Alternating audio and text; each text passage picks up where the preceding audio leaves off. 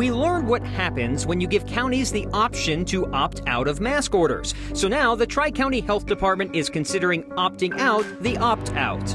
It's a catch-22. Pull your kid out of public school to teach the district a lesson about masks and find out that you're still paying into the public school even if your kid isn't there. I'm here, but I have hold my family back there. It's not just about me, it's about my family. Home in Colorado is not yet home for a family that just escaped Afghanistan. And we take What Do You Say to the Paralympics for a pronunciation we never knew was an issue. Next. Opting out of the opt-out. About 30 minutes ago, Tri-County's Health Board voted to get rid of a clause that allows counties to opt out of the public health orders. This happened after both Douglas and Adams counties each voted to opt out of a mandate requiring masks in schools. And it comes hours before the Arapahoe County commissioners were scheduled to vote on an opt-out there. Our Steve Steger has opted in to following this all day. What a decision to opt in it was, Marshall. Tri-County's board voted 5-3 to get rid of this policy that allows counties to opt out. That policy was created back in November to please Republican Douglas County commissioners. Now, this vote comes on the eve of Arapahoe County commissioners voting whether or not to opt out of that mask mandate tomorrow. They gathered today to talk about the issue. It was a digital meeting earlier this afternoon, but there were protesters outside their board chambers still.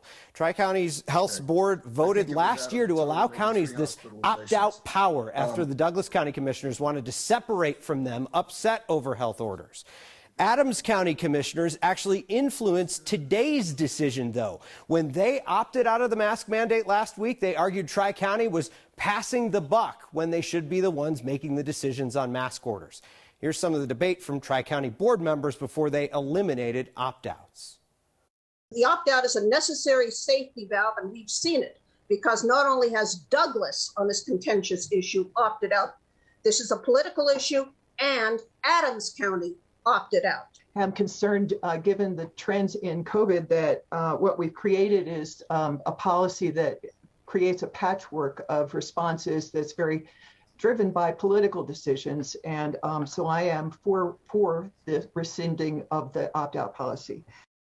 So what's next for the two counties that opted out of the Tri-County mask mandate? Just a couple of minutes ago, the Tri-County Board voted on a new mask mandate that will take effect on Wednesday, and that mandate would require both Adams and Douglas counties to enforce them, even though they opted out of the previous one.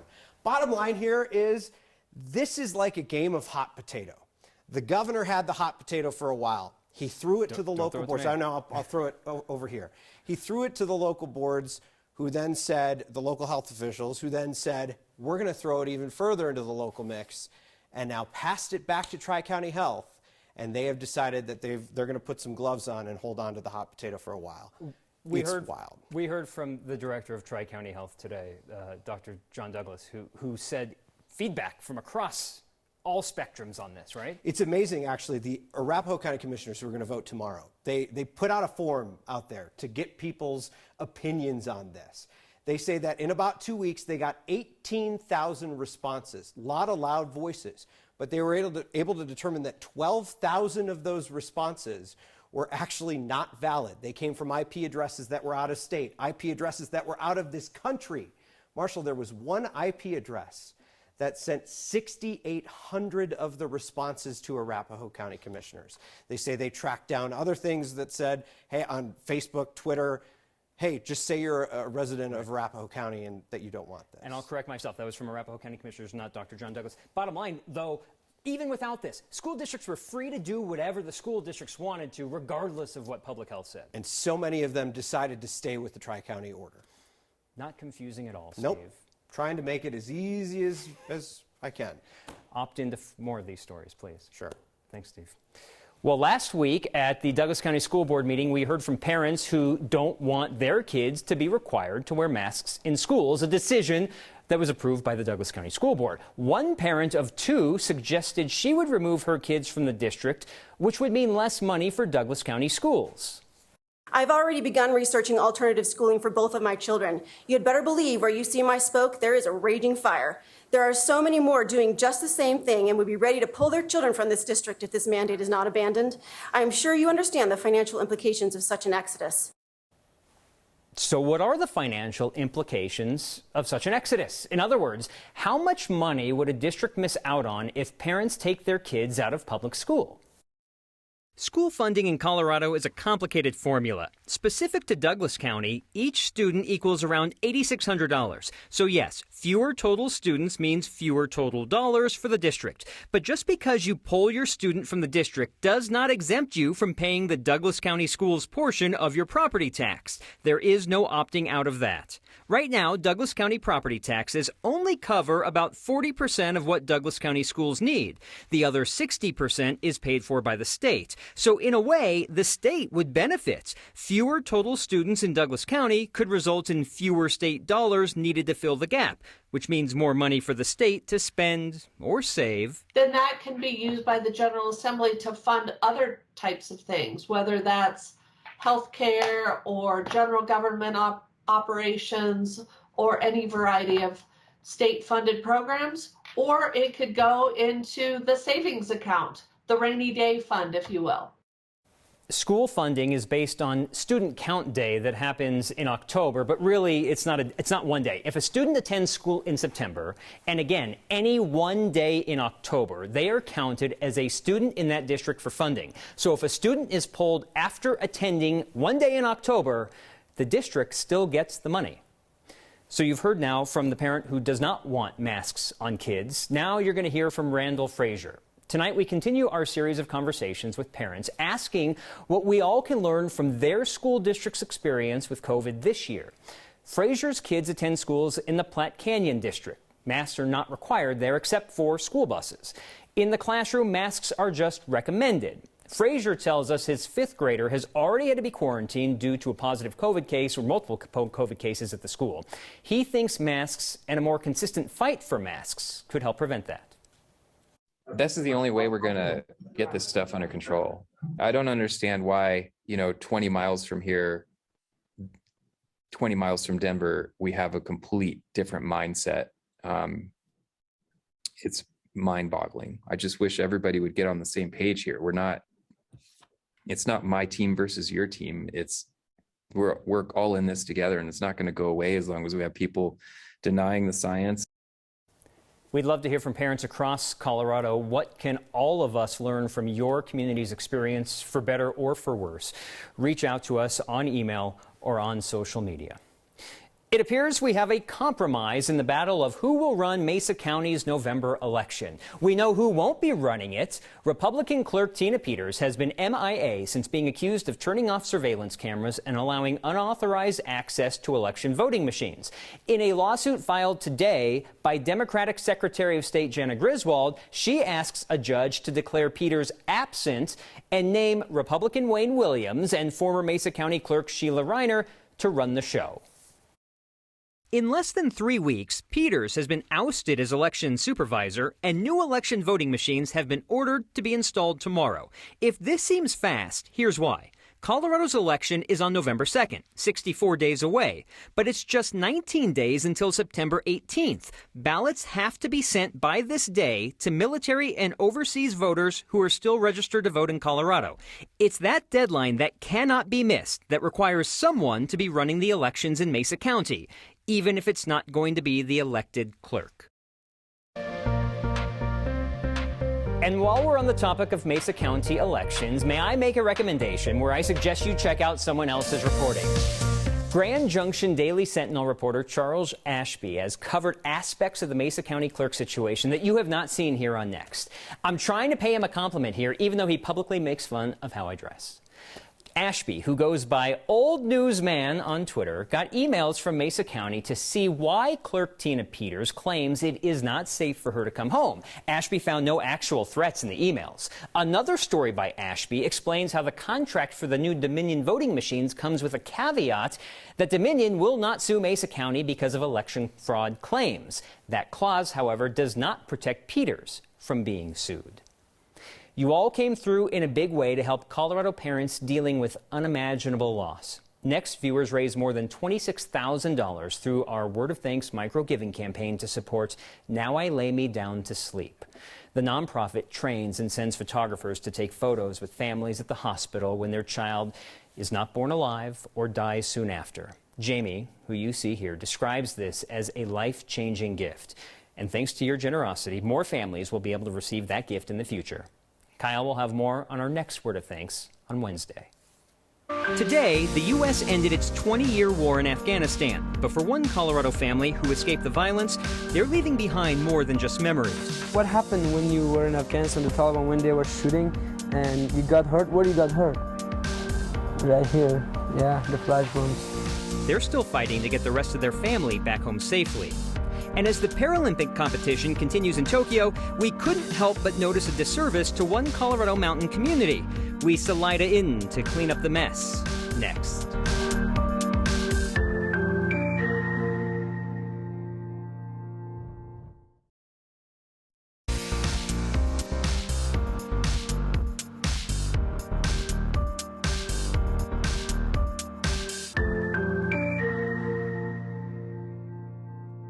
America's longest war is over. Today, the U.S. officially withdrew our last service members from Afghanistan, bringing to an end the latest evacuation process and a 20-year U.S. presence. In all, more than 6,000 Americans were evacuated from the country. U.S. General says that's the vast majority of those who wanted to leave at this time.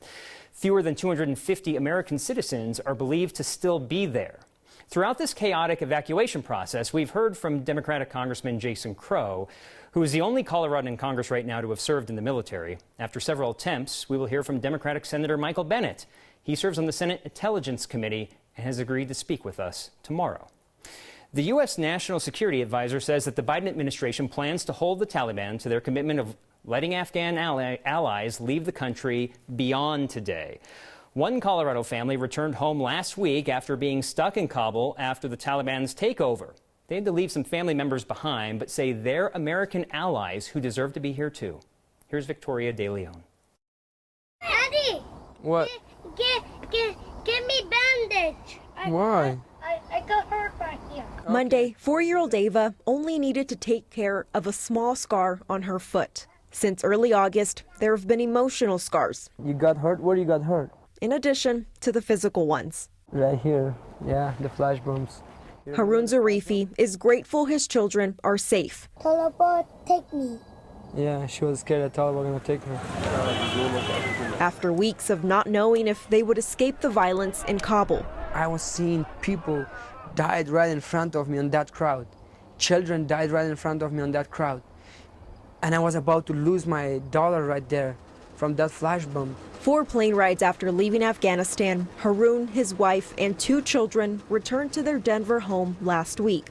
But with all that, still it didn't bring me the happiness because I left behind my whole family there. My youngest brother is 11 years old. The dozens of documents in his lap are proof his dad and father-in-law are American allies. My dad, he did provide security. He did work for a security supervisor for at least more than 7 or 8 years. He was so proud. He's a great guy. These are the same documents Harun says his family has to take to the airport every time they try to evacuate, which makes them a target. So like they've been carrying all these documents with them, and Taliban has to go through them to let them go closer to the American. So now they know who is working with American. They say home is where the heart is. We are here, but I'm not here. Harun left his heart in Afghanistan, and Colorado won't be home until the rest of his family is here too. He helped you guys.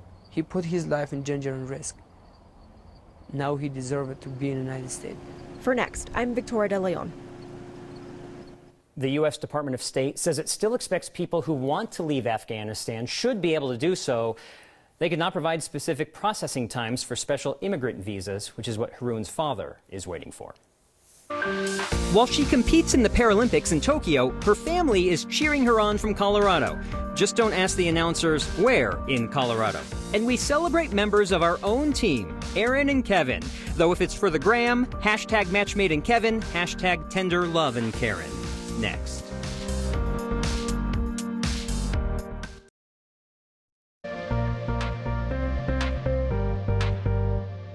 The smoke is back across downtown Denver, really much of the metro area. You can just kind of see that haze lingering out there. And unfortunately, more is on the way from wildfires burning out to the west, California, Nevada, Idaho, looking at the worst of it. But this smoke plume will shift back into the metro area, much of the Front Range by tomorrow morning. This is 9-10 o'clock, and then it just continues to push in across the eastern plains. Watch out for that. Today, the 90-degree heat made a comeback. 93 out of DIA, sizzling off to the eastern plains.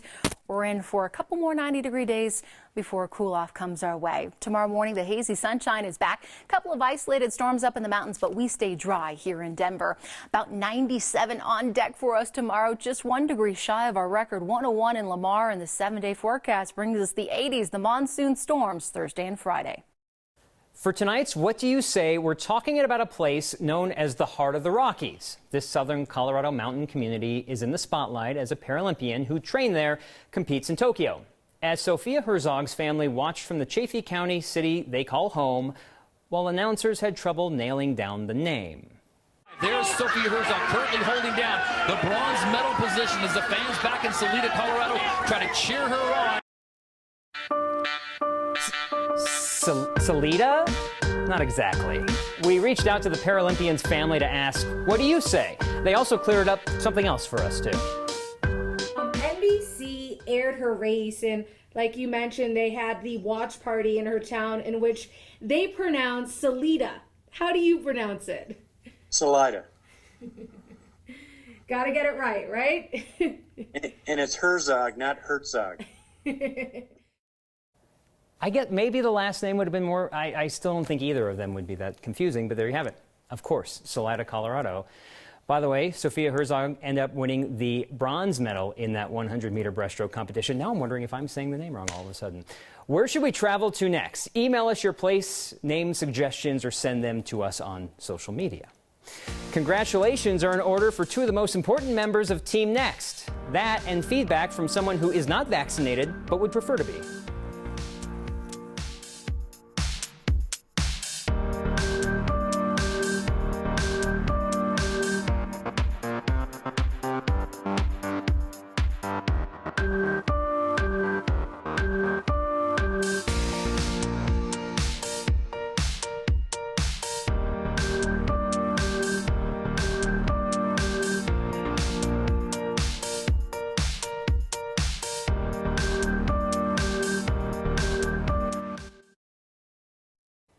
It was a year in the making for 2 of our own.